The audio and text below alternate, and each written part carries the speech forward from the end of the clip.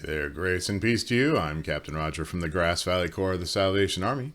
Because today is the International Day for Children and Young People, we're doing something a little different during our in-person services that happen at 11 a.m. every Sunday at our Alta Street location in beautiful Grass Valley, California.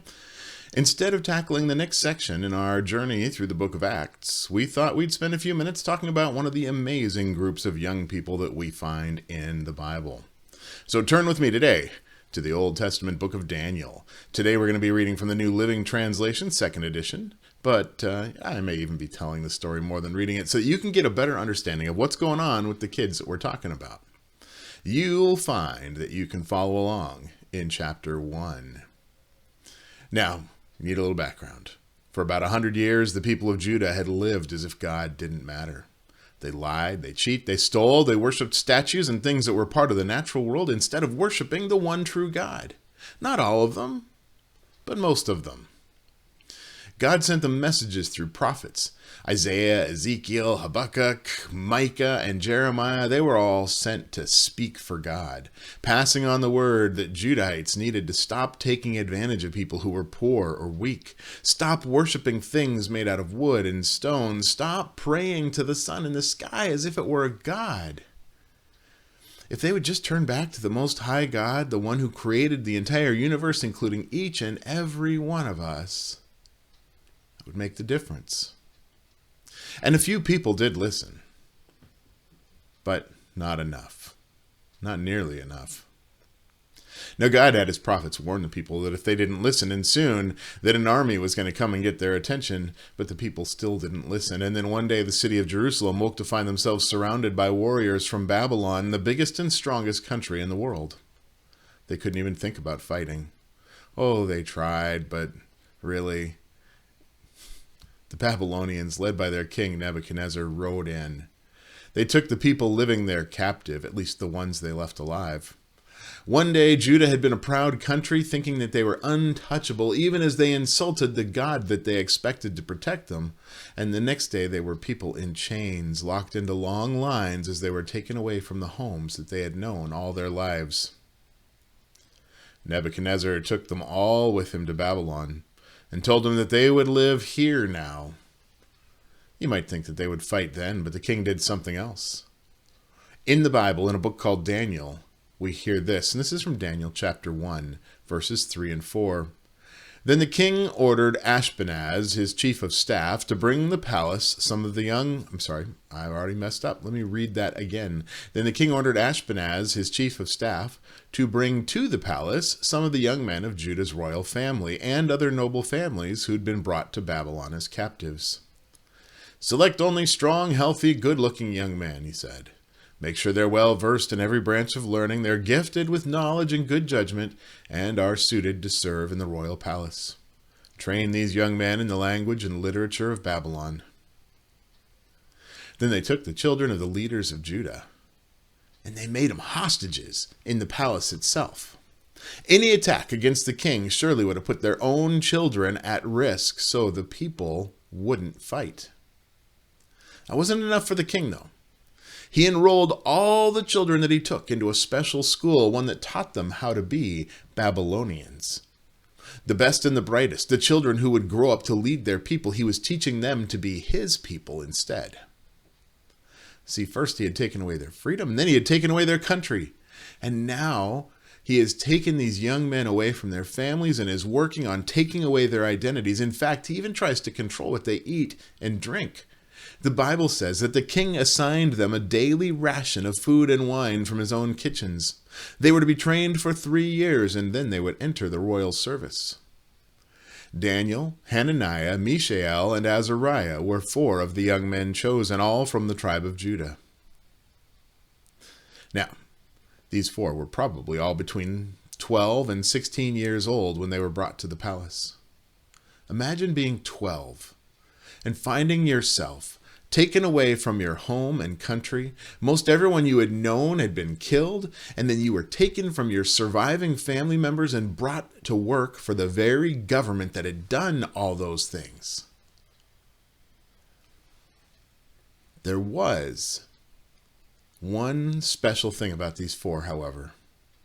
They weren't superheroes or anything like that, but each one of them came from parents who loved and served the one true God and who wanted their children to do so as well. How do I know that? Well, because of their names. Names were very special things to Jewish people. Your name was said to help make you who you are, and each of these 4 names had a special meaning. Daniel means, my judge is God. Hananiah means, the Lord is gracious. Mishael means, who is what God is. And Azariah means, the Lord is my helper. And the Babylonians didn't like those names, though. So they tried to take them away, too. This is from verse 7 out of Daniel 1. The chief of staff renamed them with Babylonian names. Daniel was called Belteshazzar. Hananiah was called Shadrach. Mishael was called Meshach. Azariah was called Abednego.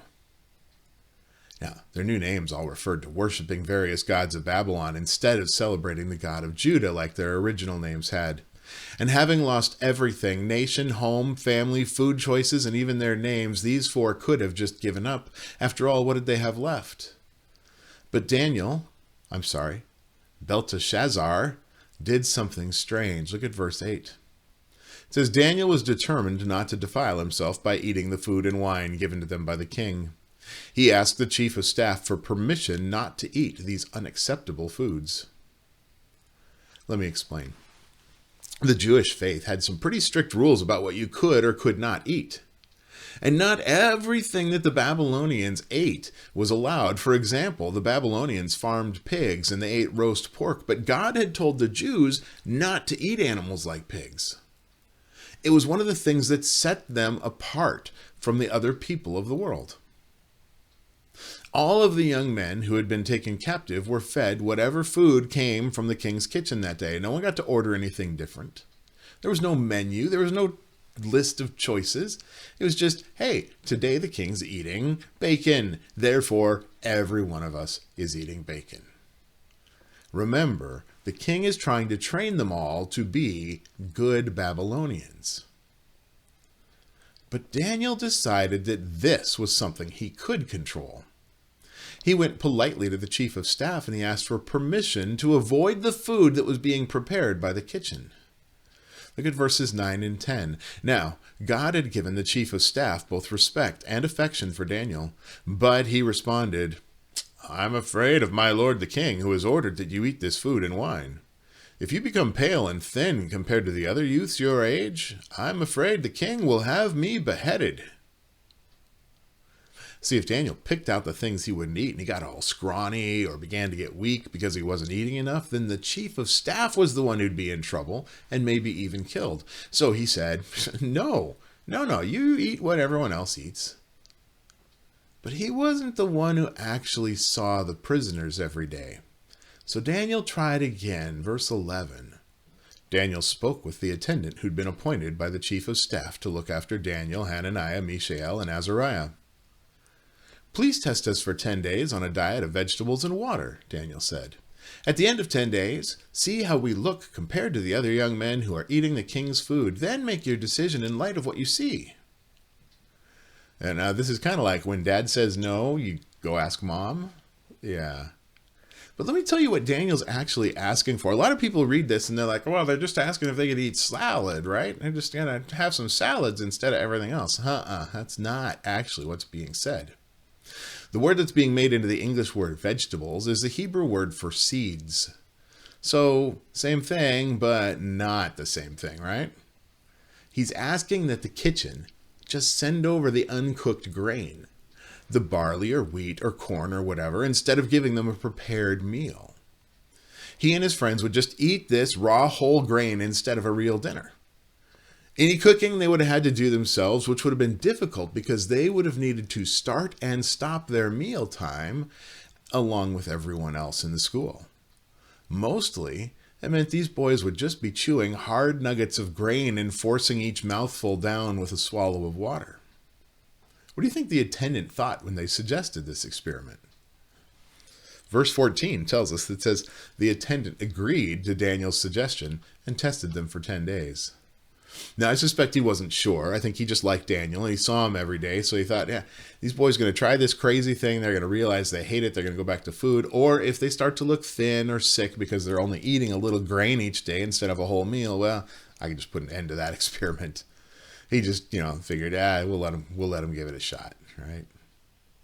So for the next 2 weeks, Daniel and his friends chewed on seeds while the others in their group enjoyed the delicious meals sent over from the king's kitchen.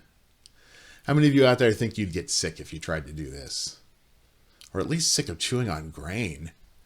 I bet these 4 young men got pretty hungry sometimes, but you know what happened?